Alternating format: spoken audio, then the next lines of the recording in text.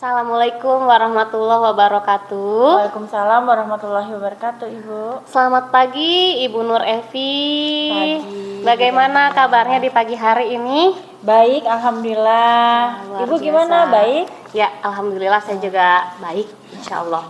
Baik Ibu, kemarin saya dapat kabar katanya Ibu akan melakukan coaching ya? Iya, betul. Nah, baik Ibu, di sini saya Dahlia Purnamasari sebagai supervisor yang akan mengamati Ibu nantinya ketika akan melakukan coaching dengan coach yang akan Ibu coaching. Iya. Ya.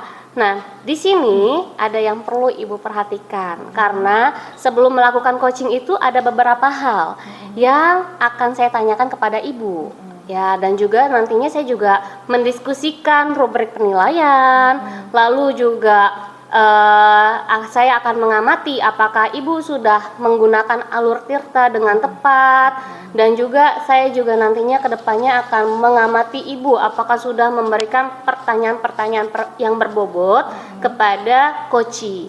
Dan saya juga ingin melihat juga nih apakah nantinya Ibu bisa merespon dan juga menanggapi terkait dengan jawaban-jawaban dari coach gitu.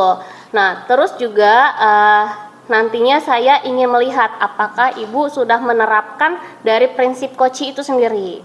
Ya, prinsip coach itu kan ada 3 ya Bu ya. Yang pertama kemitraan, terus selanjutnya proses kreatif dan juga memaksimalkan potensi. Seperti itu Bu. Sudah siap Ibu? Baik, alhamdulillah sudah. Ini ada beberapa pertanyaan yang akan saya tanyakan terlebih dahulu nih sebagai persiapan Ibu melakukan coaching nantinya. Baik Ibu, yang pertama, kompetensi coaching apa sih yang sebenarnya ingin Ibu kembangkan dari dalam diri Ibu sendiri? Baik Bu Dahlia, terima kasih. Kompetensi coaching yang ingin saya kembangkan itu yang pertama adalah presence, yaitu kehadiran penuh. Jadi saya harus hadir sepenuhnya, harus fokus untuk melakukan coaching. Lalu saya mendengarkan coach berbicara mendengarkan dengan aktif ya saat coach berbicara. Dan yang terakhir adalah saya memberikan pertanyaan yang berbobot untuk coach. Seperti itu. Baik, jadi di sini yang saya dari hasil tadi kita diskusi itu Ibu ingin mengembangkan potensi presence atau kehadiran penuh, lalu Ibu juga akan menjadi pendengar yang aktif dan juga akan memberikan pertanyaan-pertanyaan yang berbobot kepada coach seperti itu ya. Betul. Baik Ibu, untuk selanjutnya pertanyaan berikutnya adalah dari ketiga kompetensi tadi yang sudah Ibu jabarkan kepada saya, kompetensi coaching yang mana yang akan secara spesifik ingin dikembangkan oleh Ibu? Jadi kompetensi coaching yang spesifik yang akan saya kembangkan yaitu pertama saya akan mendengarkan dengan aktif ya. Yang kedua adalah memberikan pertanyaan berbobot. Seperti itu, Bu. Wah, luar biasa ya Bu ya. Baik, berarti ada 2 tadi ya. Ibu lebih akan menekankan kepada mendengarkan dengan aktif dan juga akan memberikan pertanyaan-pertanyaan yang berbobot kepada coaching-nya. Baik Ibu, pertanyaan terakhir Ibu di kegiatan praobservasi ini, kira-kira indikator ketercapaian dan tujuan pengembangan apa yang diinginkan oleh Ibu? Dari coaching yang saya lakukan ini, saya terutamanya untuk coachingnya ya, dia bisa menemukan solusi dan permasalahannya sendiri ya, lalu bisa menemukan langkah-langkah dalam menyelesaikan permasalahannya dengan proses coaching itu. Baik Ibu, berarti dari tujuannya ini adalah Ibu nantinya ingin mencari solusi dari permasalahan-permasalahan yang ada dan juga Ibu akan menemukan langkah-langkah untuk menyelesaikan masalah tersebut seperti itu. Baik Ibu, 3 pertanyaan itu aja yang akan saya sampaikan ke Ibu. Mudah-mudahan proses coachingnya nanti berjalan dengan lancar ya Ibu ya. Baik, kita nanti akan berjumpa lagi di pasca observasi. Terima kasih Bu Nur Evi. Terima kasih Bu Dahlia. Selamat pagi, sehat-sehat ya semuanya ya. Alhamdulillah sehat Bu, selamat pagi juga. Iya, baik, pertemuan ini saya diberikan amanat untuk meng-coach Pak Ibnu dengan disaksikan oleh Bu Dahlia sebagai supervisor. Baik Pak Ibnu, kemarin kita sudah buat janji ya. Pak Ibnu katanya akan menceritakan masalahnya nih. Gitu. Sebenarnya apa sih Pak Ibnu yang Pak Ibnu alami? Kebetulan Bu Evi, akhir-akhir ini saya masih bingung dengan kondisi anak-anak kelas saya nih Bu ya. Karena sejauh ini saya sudah menerapkan hal yang maksimal, terkait masalah pembelajaran, namun anak-anak saya itu bikin saya pusing nih Bu setiap harinya, karena eh, ketika saya mengajar mereka itu nggak konsentrasi, malah konsentrasinya kepada hal-hal yang sepele gitu, yang padahal materi pembelajaran saya itu sangat menarik saya bikin seperti itu Ibu. Oh gitu. Terus apa sih kronologisnya dari kondisi murid Bapak di kelas? Kronologisnya itu adalah yang pertama, anak-anak murid saya itu seperti tidak menghargai saya kali mungkin Bu ya sebagai guru, karena memang saya itu membuat pembelajaran, namun anak-anak tidak aktif gitu. Saya ngerasa tidak dihargai gitu. Terus yang kedua, sekalipun aktif Bu ya, cuma bercanda pada jam istirahat dan Gitu. segala macamnya seperti itu Ibu. Oke.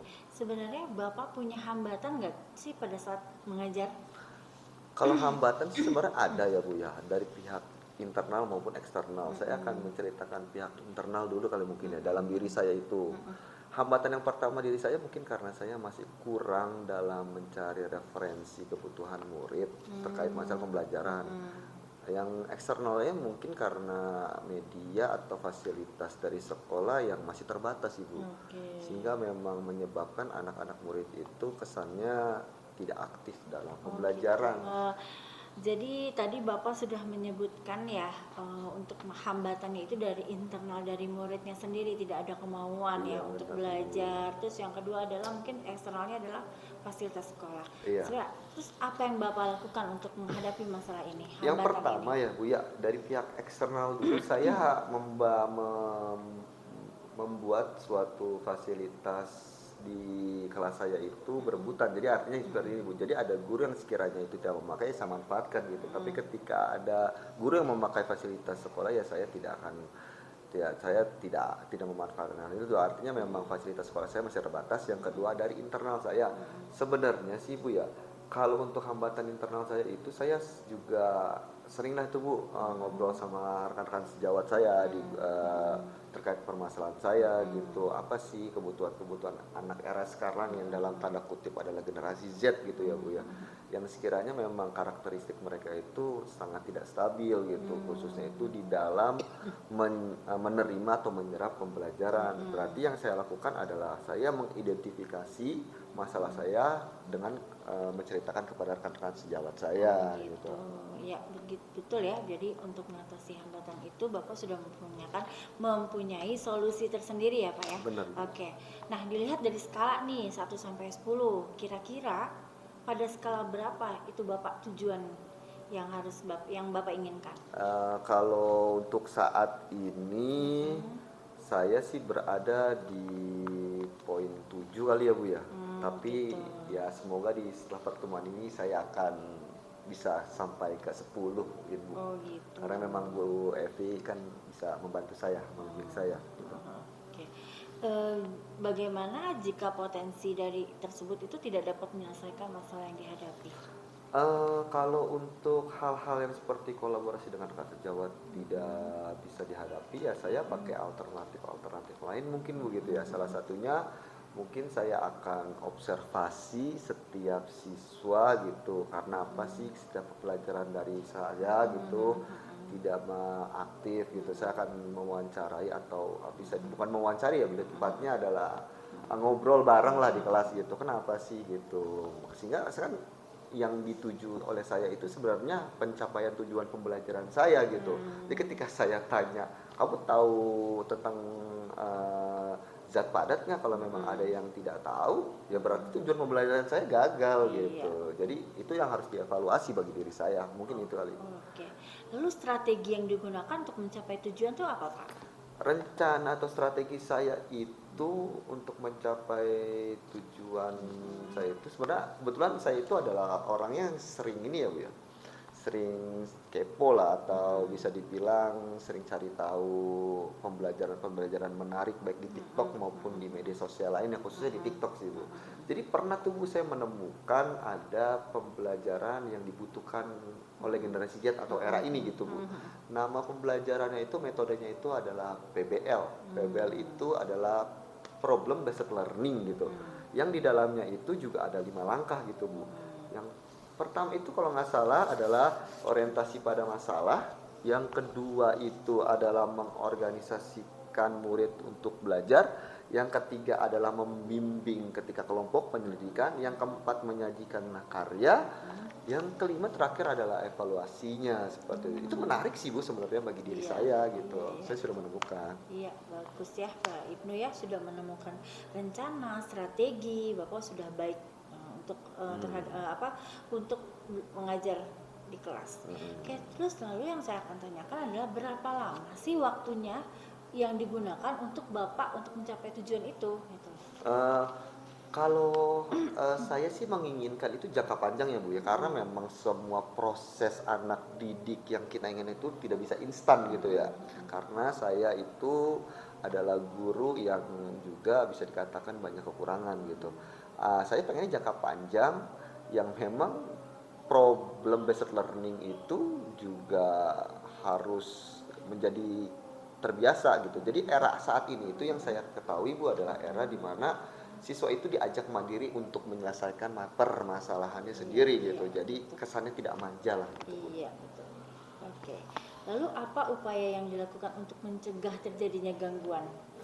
Upaya yang mencegahnya gini ya, karena memang di dalam suatu pembelajaran di kelas itu kan banyak gangguan gitu ya. Bagaimana nih untuk sekiranya siswa itu bisa hadir atau fokus terhadap pembelajaran saya akan menggunakan media interaktif mungkin Bu ya. Media yang saya ajar itu memang kesannya itu monolog gitu ya. Jadi ketika itu saya menampilkan PowerPoint, saya cuma ngomong bla bla bla, tidak ada proses dialog gitu ya.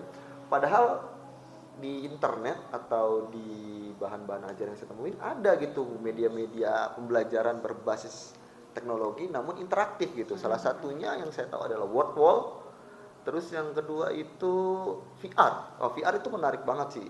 Karena memang kebetulan anak-anak kan lagi banget ini ya Bu ya, pengen mencari tahu hal-hal baru khususnya di teknologi gitu ya Bu ya. Gitu. Gitu ya. Oke, lalu sebenarnya apa komitmen yang Bapak buat untuk merencanakan aksi ini? Dengan siapa saja Bapak bekerja sama untuk merencanakan tujuan Bapak? Untuk komitmen saya sih yang pertama itu kepada kepala sekolah saya karena memang kepala sekolah saya juga sering mengadakan supervisi pastinya untuk menilai kemampuan saya gitu menguasai kelas. Yang kedua itu ada yang namanya siswa ya. Karena memang bagaimanapun siswa adalah subjek kita di mana kita menginginkan mereka lebih baik daripada saya. Jadi komitmen itu bisa dijaga oleh saya, kepala sekolah dan siswa gitu. Khususnya diri saya sih Bu sebenarnya bagaimana saya bisa menerapkan hal ini konsisten gitu. Bagus gitu. Ya. Jadi nanti Bapak akan bekerja sama dengan kepala sekolah ya Pak ya untuk mewujudkan tujuan Bapak. Lalu yang selanjutnya adalah tindak lanjutnya. Seperti apa Pak setelah melakukan coaching ini? Oke, setelah ini ya Bu ya. Karena memang Ibu sudah coaching saya langsung kepikiran untuk menyiapkan pembelajaran yang saya inginkan yang kita temukan saat ini gitu ya. Salah satunya PBL dan media interaktif. Mungkin saya akan menyiapkan itu untuk besok atau lusa gitu karena memang sejatinya anak-anak saya penasaran respon mereka juga gitu. Saya harap sih ya pastinya sih sebenarnya dia aktif pasti Bu gitu. Oke, bagus ya Pak ya. Semoga proses pembelajaran Bapak yang sesuai dengan tujuannya ya. Tujuan Bapak itu terlaksana dan Bapak sudah menemukan sendiri solusinya, sudah menemukan sendiri strateginya seperti itu. Jadi bagaimana tuh perasaan Bapak setelah coaching ini? Kan Bapak sudah menemukan sendiri nih solusinya. Sebenarnya gini ya Ibu ya. Pertama memang saya menemukan solusi itu juga di luar dari coaching ini sebenarnya ya. Saya udah kepikiran. Namun di coaching ini saya menambah keteguhan saya untuk menerapkan hal itu. Karena memang proses coaching Bu Evi itu kepada saya itu sangat baik, sangat komunikatif khususnya, dan membangkitkan rasa semangat saya lagi untuk menerapkan hal-hal yang saya ragu-ragukan. Jadi saya berterima kasih dan saya sangat bangga dan senang sih untuk pertemuan hari ini. Oke, Gitu. lega ya Pak ya sudah Iya, menceritakan lega semua banget, Ibu. masalahnya. Iya, Ibu. Oke, dan solusinya Bapak udah temukan sendiri. Oke, Bapak demikian. 1, 2, 3. Baiklah Pak Ibnu. Proses coaching kita. Baiklah Pak Ibnu, proses coaching kita telah berakhir ya Pak Ibnu ya. Semoga dengan coaching ini Bapak juga sudah menemukan solusi sendiri dan bisa Bapak laksanakan tujuan-tujuan di kelas Bapak. Benar, Ibu. Oke, terima kasih Pak Ibnu ya. Terima kasih kembali juga Bu, saya banyak terima kasih kepada Ibu karena membantu saya menemukan solusi dari masalah. Baik, Bu Terima Nur kasih, Evi, Bu, ya. kita berjumpa lagi. Tadi saya sudah mengamati bagaimana Ibu melakukan kegiatan coaching. Dan sekarang kita sudah berada pada pasca observasi. Pada kegiatan pasca observasi ini ada beberapa hal yang akan saya tanyakan kepada Ibu. Oke. Jadi mohon nanti ditanya, mohon maaf maksud saya dijawab dengan lugas, gitu ya Bu ya. Baik, pertanyaan yang pertama Ibu, tadi saat proses coaching apa saja yang sudah Ibu lakukan? Oke, jadi saya akan menceritakan proses coaching ke Bu Dahlia ya. Pertama yaitu saya sudah melakukan coaching yaitu dengan alur Tirta, yaitu T adalah tujuan, I adalah identifikasi, dan R adalah rencana aksi, TA adalah tanggung jawab. Sehingga dari alur yang sudah saya lakukan itu, coach bisa menemukan solusi masalahnya sendiri. Seperti itu Bu. Baik Ibu, tadi saya juga sudah mengamati ketika Ibu melakukan coaching memang sudah terlihat dengan jelas Ibu melakukan proses atau alur Tirta itu dengan alur yang sudah sesuai dengan melakukan tujuan dulu, terus dilanjutkan dengan identifikasi, lalu juga sudah menanyakan rencana aksi dan berkaitan dengan tanggung jawab si coach tersebut ya Bu ya. Baik Ibu, untuk pertanyaan kedua, apakah tadi yang sudah Ibu lakukan alur Tirtanya sudah sesuai atau belum? Mohon diceritakan, disampaikan berdasarkan data-data yang sudah Ibu buat.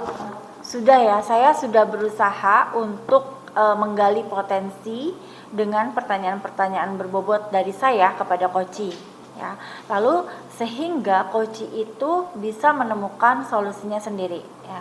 Yang kedua itu saya juga sudah melakukan prinsip coaching, yaitu prinsipnya yaitu kemitraan dan proses kreatif, lalu memaksimalkan potensi. Wah, iya luar biasa sekali ya Bu ya. Tadi juga yang saya amati dengan yang Ibu ceritakan tadi sesuai Ibu. Untuk selanjutnya pertanyaan ketiga adalah kira-kira kompetensi apa lagi yang akan Ibu kembangkan dalam kegiatan coaching ini? Saya akan lebih memahami lagi alur Tirta itu seperti apa sehingga dapat melakukan proses coaching dengan lebih baik lagi, mungkin dengan pertanyaan-pertanyaan yang lebih berbobot, lalu saya bisa mendengarkan lebih aktif saat coach berbicara sehingga saya bisa membuat catatan-catatan kecil dan saya juga harus bisa present dan kehadiran penuh, seperti itu harapan saya. Baik Bu Nur Evi, luar biasa sekali kegiatan kita pada hari ini. Saya harap untuk kedepannya Ibu bisa menerapkan coaching lebih baik lagi, lebih bagus lagi. Sukses selalu untuk Bu Nur Evi ya, Bu Nur Evi ya. Terima kasih Ibu. Terima kasih, Bu. Sama-sama.